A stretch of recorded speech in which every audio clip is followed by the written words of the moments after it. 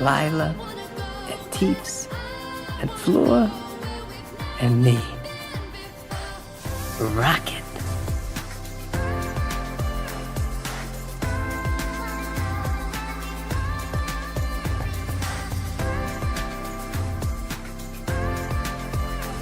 Boost! Fire! This has happened before. Advisor. The Game Boy Advance was the most nostalgic personal choice when it comes down to handheld consoles. The majority rather prefer the regular Game Boy as their first as well as their GOAT. Or perhaps the Game Gear to some.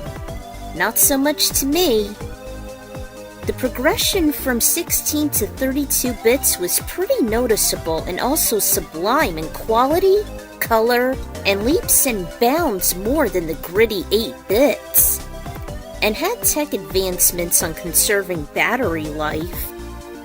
Whether the original 2001 model to the efficient SP, ever since I'd first gotten it for Christmas of 2001, along with my hooligan stepbros at the time, it was just irresistible, even as the earliest portable with reverse compatibility. So let's check out my 10 favorable Game Boy Advance games. Hooray for the GBA!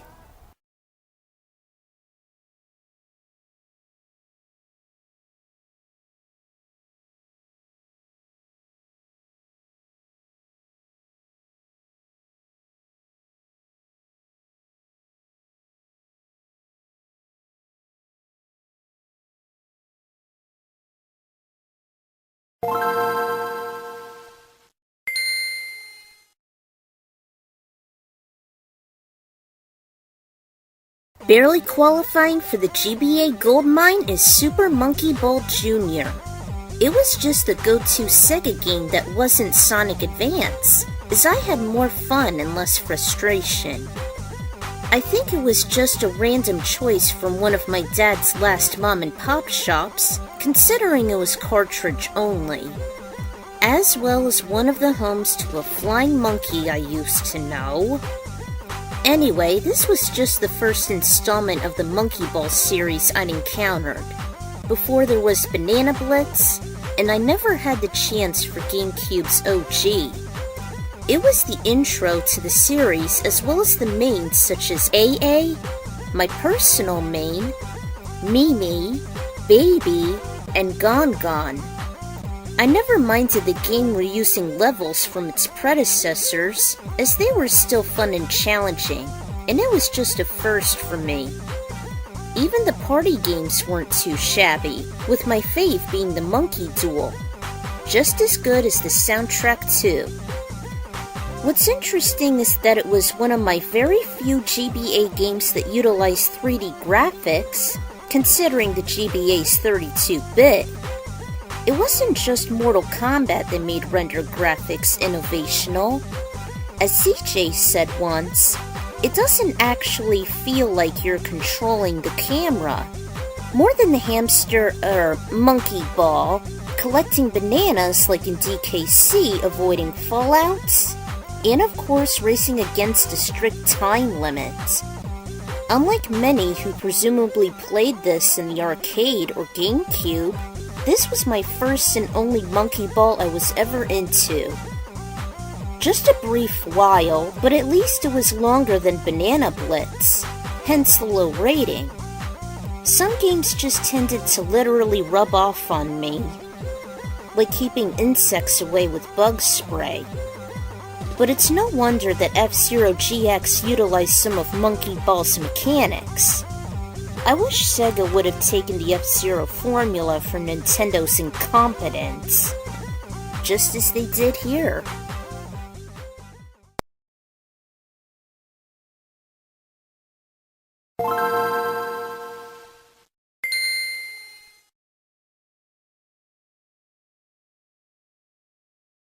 A Link to the Past just dropped out of nowhere. It was probably out of sheer curiosity and obsession, since this was just near the end of my Zelda phase after Majora's Mask hurled me out after getting acquainted with Ocarina of Time, as well as thinking Link's a pompous warrior in Melee, while being introduced in Soul Calibur 2, thus stealing Marth's spotlight. Honestly, I actually like this more from the original SNES version, which seems very awkward, even more so since it's been co-developed by Capcom for once and only. The GBA version was just a step up in quality, despite Link having the annoying cries from his childhood self from Ocarina of Time. I was hoping it'd be adult Link's badassery instead. Strangely enough, it seemed more straightforward than with the original version, to the point I wasn't even creeped out by the crows like I used to be. I don't know if it's because the sounds were different or the small resolution, I'm not sure. Or maybe it was just that interesting guide I had during the early 2000s. Still though, A Link to the Past wasn't quite as good as Ocarina of Time, which has been my GOAT for almost 26 years straight. But it was just the last hurrah before I'd abandoned the Zelda series for good.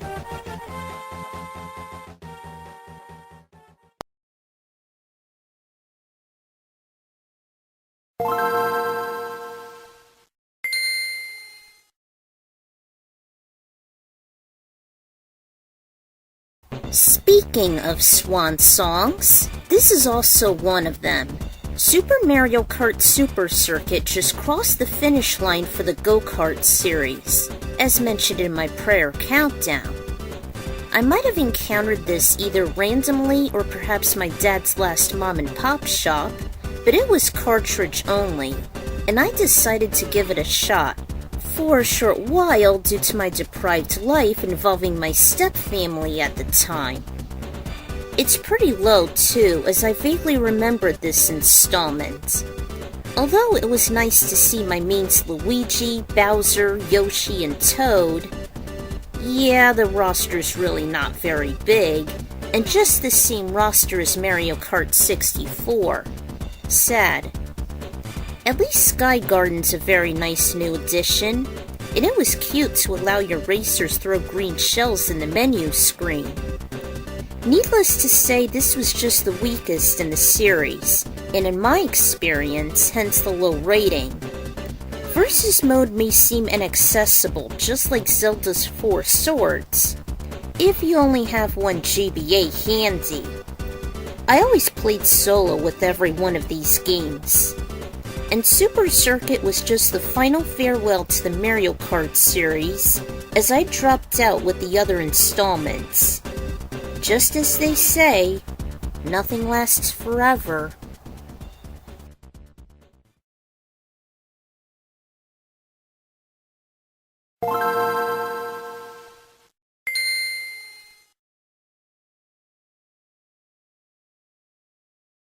Thank you for pointing out this game, Logan.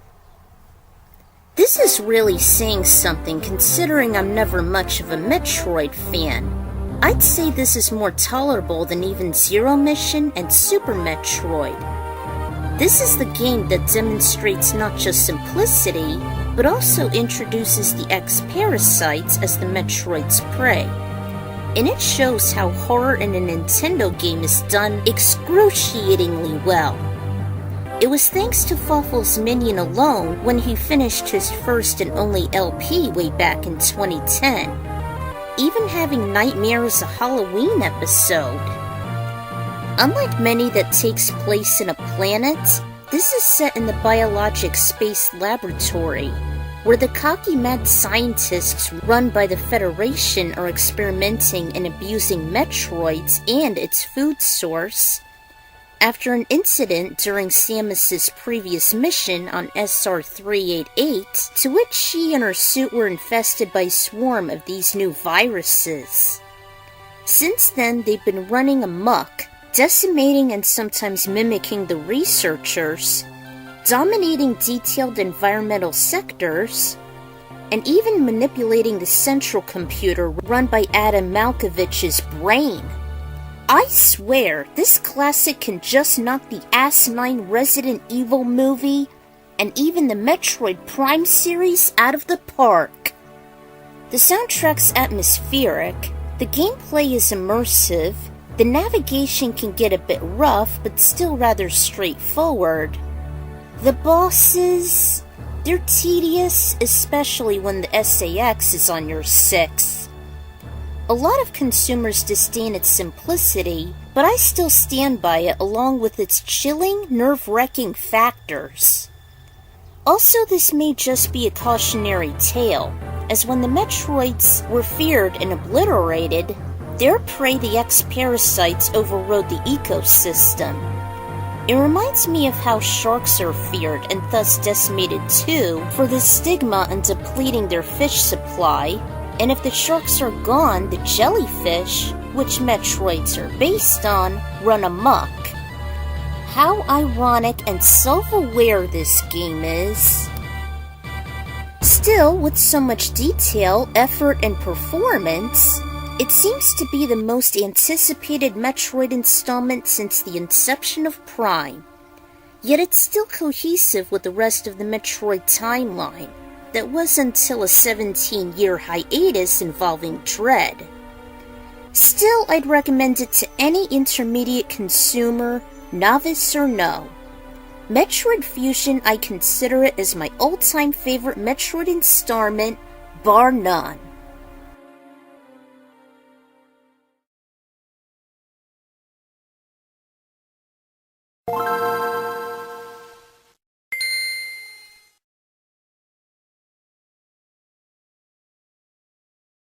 This is really something considering I'm a Melissa-phobic.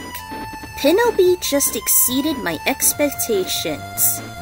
Believe it or not, this was just one of the first random games I encountered for the GBA, along with a couple later contenders. He's just another underappreciated platformer who's obscure and just faded away like with Arrow the Acrobat. And just like him, he often dashes into his enemies and remains airborne. His dashes seem to be a lot more flimsier too. Pinobee was just a robotic wasp who's been on a mission to rescue his missing grandfatherly scientists who created him. And according to the first entry, he said he's been awakened by some fairy lady. This was definitely inspired by Pinocchio, hence Pinobee, and it was originally supposed to be a heartfelt story between a father and son. But I'm glad they toned it down and transformed him into a badass. Forget Buck Bumble! And at least he isn't a liar like many other YouTubers and never give in to temptation. No wonder Hudson based him on its own mascot. What's interesting is that it was made by pre-rendered 3D graphics, and it was just smooth sailing during the transit to a 32-bit handheld, while the backgrounds were just hand-drawn. Despite its innovations, it was a difficult pill to swallow on account of its confusing level design. I constantly found myself lost in the sauce, and I hardly got the good ending. Pinobee actually makes journal logs at the end of each level, especially whether or not he'd stopped the golden enemy's evolution, which most of the time I wasn't so lucky. Regardless of the struggles, I found this underrated entry to be fun and engaging, especially when on the go. The environments and models are very creative, moreover as an early GBA game, and the soundtrack for the most part is suitable and energy pumping. I never grew up with the PlayStation original, and it's a shame the sequel wasn't released outside of Japan. And it's just near the end of spring anyway, so I figured why not.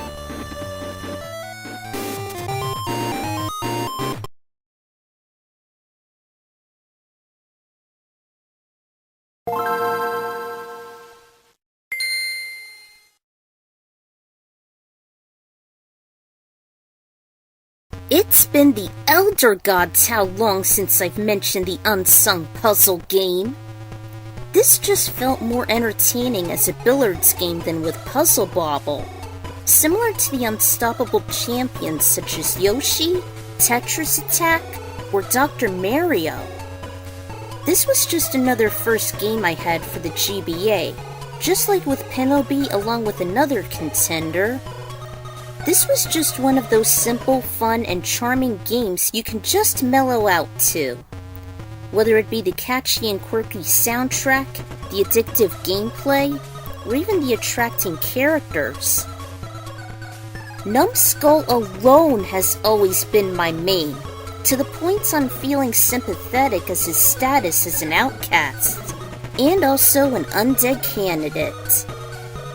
We play with a bunch of colorful characters known as Snoods, such as Jake, Mitaribe, Mildred, Spike, Zod, Gedgy, and Sunny, with Numbskull as one of the special Snoods.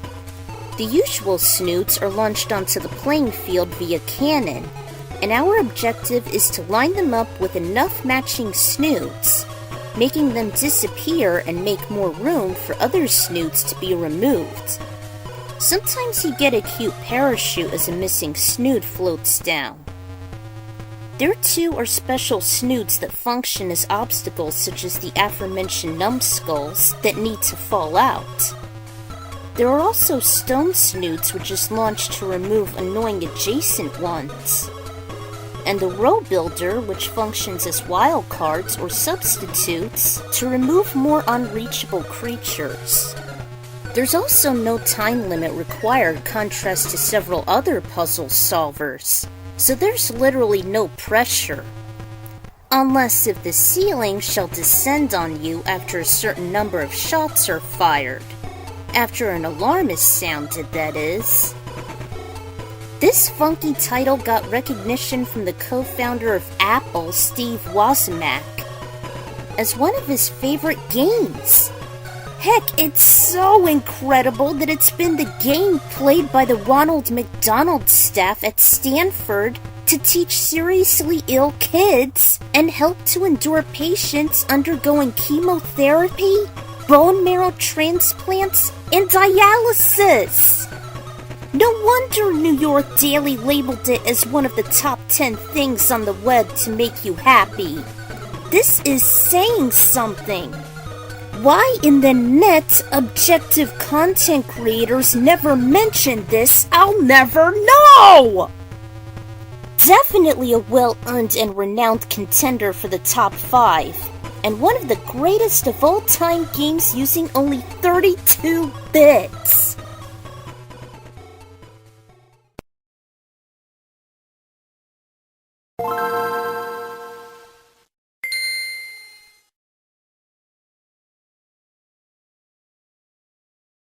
Thank goodness I included this on my bucket list, and it was actually special thanks to Fawful's Minion for pointing it out on his various lists.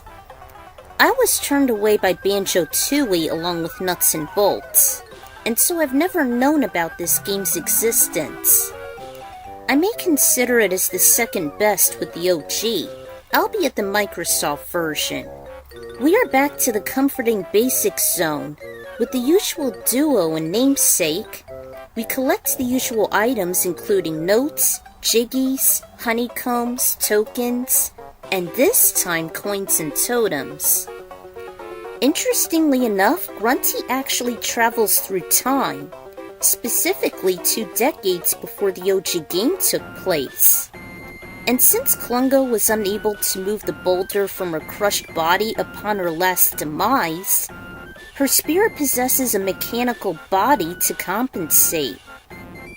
Grunty's castle's still under construction. Banjo's been proven useful for once on his own before finding Kazooie, thus technically meeting and starting their dynamic duo. There's a younger version of Mumbo, Spiral Mountain's more expansive, and introducing Bottle's relative Bozai, who's just as swell than Jam Jars.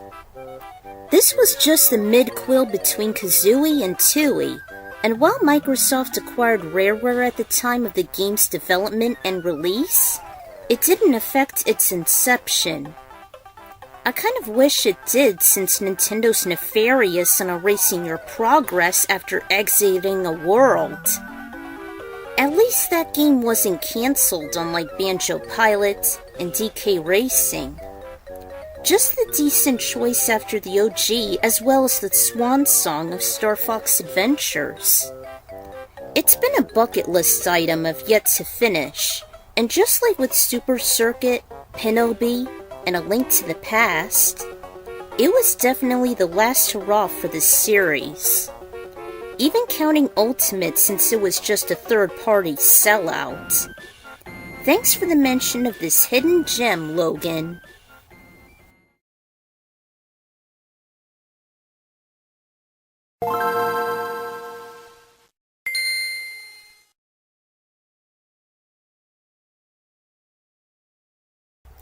F-Zero GP Legend, my GOAT Game Boy Advance installment as one of my most underappreciated games as a whole. Unlike many players who'd rather suck up F-Zero Climax with its limited English and insane difficulty, GP Legend is just a stark contrast, especially in terms in maximum velocity schizo works. Suzak did an amazing job mastering the gameplay with immersive, easy-to-use handling. The slideshow presentation is a nice touch. It's a welcoming break from GX's hair-ripping story mode, despite it intersecting a lot. And you play as up to 8 pilots, making not just Falcon have a chance to shine, especially with my main Rick Wheeler. Released on the same date as the anime corresponding both in and out of Japan, this was hardly based on it. It does introduce the fish out of water along with the Elite Mobile Task Force and Dark Million, and I was just desperate on having it back in 2005. My deprived life was done by my stepmom at the time, who always condemns my hobbies and stimuli. So having this was just not only lightning in a bottle, but as a matter of luck, especially during the worst year of my life. Way before the series was canned, before the tedious Hespa, my fractured right pinky from volleyball, before there was even the fallout with Star Fox Assault, even before my introduction to Pogo. The circuits are simplistic. The soundtrack's memorable, the controls are, for the most part, workable, excepting the Black Bull and Death Anchor. There was a nice Easter egg from the original known as the Platinum Cup, and there's not a lot of rubber band AI, even shortcut encouragement. Hey, this was designed as an early childhood game, so you have to give them the benefit of the doubt. I would even recommend it as a novice's or casual's first F-Zero game, to be honest. The GX GP Legend era was what kick-started my own F-Zero timeline, and I always wanted GP Legend to share the same continuity with the main era. Since it's not a far tangent and isn't considered much of a spin-off differentiating from the source material, unlike the mediocre plot. By my transition to adulthood, GP Legend was the real deal, and it certainly was the diamond in the rough.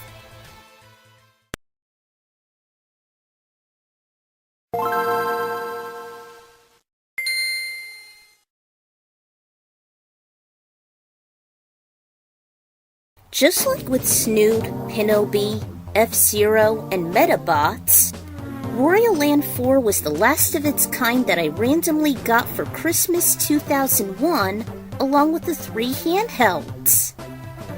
Originally it was supposed to be one of the launch titles for the GBA, but Wario Land 4 was the champ out of those 5 random encounters, and I never even played the previous entries, which was good because it was just leaps and bounds better than its predecessors anyway. I've mentioned the Lummox's Quartet Quest on several countdowns now, and I've even mentioned him based on Here and Super Mario 64 DS, highlighting its doppelganger and anti-heroic roles. Wario did one hell of a job in his swan song, before the WarioWare series assimilated it, so he should no longer feel jealous of Mario's oversaturating fame. As Wario is following his insatiable curiosity and greed stumbles near a pyramid within the Amazon-like jungles, and traverses through the entry, emerald, sapphire, ruby, and topaz patches, in which later Nintendo games would abuse later.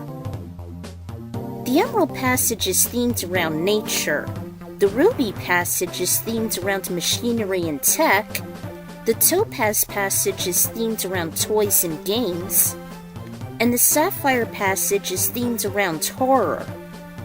Every passage contains 4 levels and features their own boss fight. Unlike the final Golden Pyramid is unlocked, which serves as a recap of those 4 themes, and houses the Golden Passage level and the final boss. Until we don't see that cute cursed black cat anymore. The controls are user-friendly, his transformations were amazing and useful. His mannerisms are hysterical. The soundtrack and environments are memorable in some parts. The minigames, particularly the Wario Hop, are a nice distraction. The time limits and bosses are fair, and the replayability is compelling, especially when you ram through the levels looking for the usual puzzle pieces, and the more valuable CDs, with my favorite being Driftwood and the Island Dog. This was just the GOAT platformer for me, and out of all the first 5 games, it was just the ecstatic choice. With all those innovative, timeless factors combined, it's no wonder it's one of Logan's nostalgic games. An advanced title for the ages. You want silver, Wario.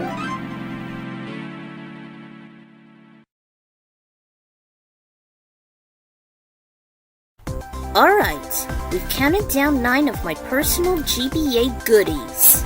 But before we get to first place, let's have the honorable and dishonorable mentions show off their 32 bits.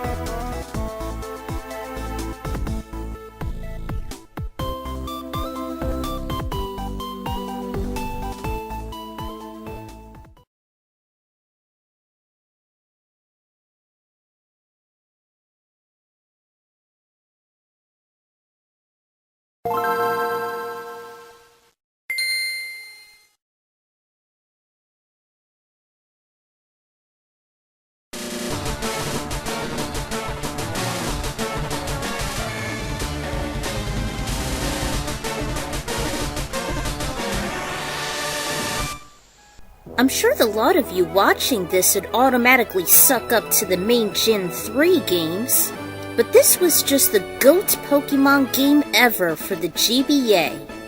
We all know the gist. It is the port of the Generation 1 games, and it received a port that's a lot more advanced than its predecessors. especially since these old geezers had shut down after 25 years. We all know the meat and potatoes, the retelling of the Kanto saga featured in red, blue, yellow, and the Japan-exclusive green. It's now available internationally, and for once, we even pick a woman trainer. Green is indeed my favorite color after all, and it was a lot more fitting than with Fire Red. We do the usual formula, always besting the Gary rival, domineering over Team Rocket, conquering the Pokémon League, the Elite Four and the Champion, collecting every Pokémon imaginable. And we even get a bonus area, the Seville Islands, aka the 7 Islands, where we find Mewtwo as well as Pokémon exclusive to the core Gen 2 games once the campaign is done. Actually, getting legendaries has been a lot more convenient this time around, and there's hardly any glitches nor cheap battle shenanigans. It's no question it's a colossal advancement compared to the Gen 1'er's Holy Grail. Every pixel, cry, sound, track, sector, and environment has been revamped to 32 bits. And they're way more detailed than those gritty settings.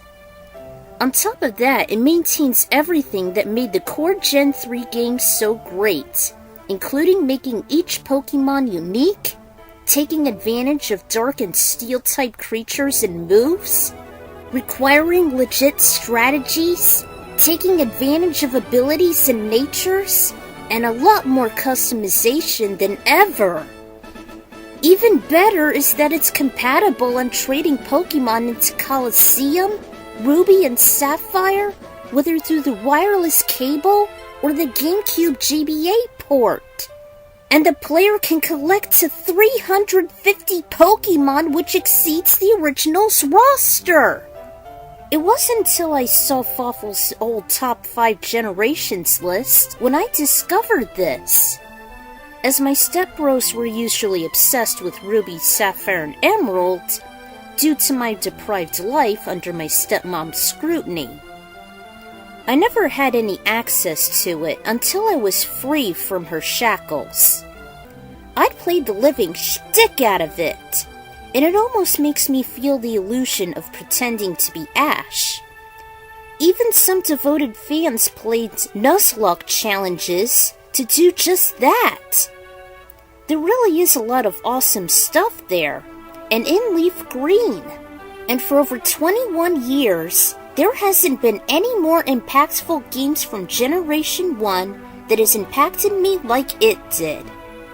Players would prefer both, and mental gens would stick with Fire Red, but the olive green nature lover woman in me always called Leaf Green home. I'm the Ekron Rider, and Pokemon Leaf Green has been my main GBA and Generation 1 GOAT. And I agree 100% with Logan, there were just so many reasons to never regress to Pokemon Red, Blue, or Yellow ever again. Kudos to you, Logan, for helping me find these topmost gold mines that had been neglected for far too long.